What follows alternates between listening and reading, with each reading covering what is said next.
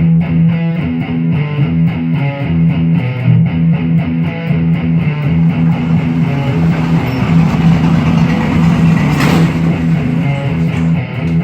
to Jammin with Old Pete.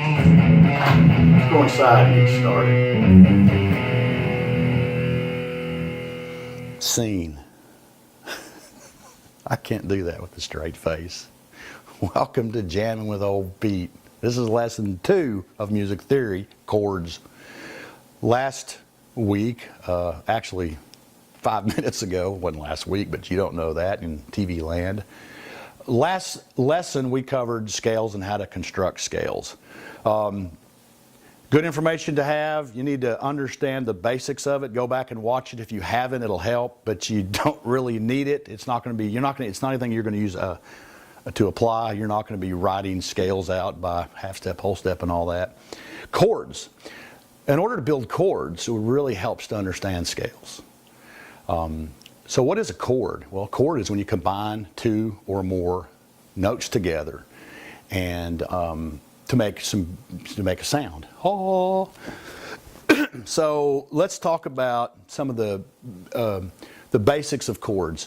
When I'm done with this lesson, a buddy of mine said, "Hey, I want to buy a chord book. What do I buy?" I had a Mel Bay chord book. I think anybody that started playing in the 70s or 80s had a Mel Bay chord book. Before I went to MIT in LA, I actually bought Mel Bay's exhaustive chord book. It was about 30 inches thick. It had every single chord you could possibly play in any voicing on the guitar, period. So I started to learn that, going to each page, and I realized after about 5 pages that 80% of the chords I was learning, I was never going to use. And I was like, doing gymnastics to try to fret them. So when I went to school, I took a chord melody class, and the basics of the very first couple of weeks was how to write your own chord book. And after a couple of weeks, I was like, I never need to buy another Mel Bay chord book, because I can, while I'm playing or practicing, figure out chords. Or if I'm playing a chord and I don't know what it is, I can figure out what it is. If I'm playing a chart and I come across this weirdo E minor 7 flat 5 sharp 13, you're like, what? When you start deconstructing chords or learning how chords are constructed, then when you see that, you'll understand exactly what it is, and you can sit there and figure out how you want to voice that or play that on the guitar. Now that sounds really simple, and actually it is. It does take some work, but we have to get some basics and some understanding of what chords are.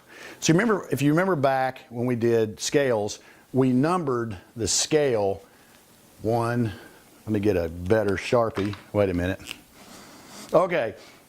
1, 2, 3, 4, 5, 6, 7. Right? Okay, so this C major scale, this would be like C, D, E, F, G, A, B, then back to C. And the staff here, well, we're going to go with the neon blue screen in the background next, if that's okay. There we go. Now we have a neon blue. So, chords. A lot of distractions in here. I'll bring it back in. So we had a little technical difficulties there, and I think I got a little too much Sharpie. So anyway, back to chords. So, oh, my timer's running out. What am I going to do? Oh, sorry.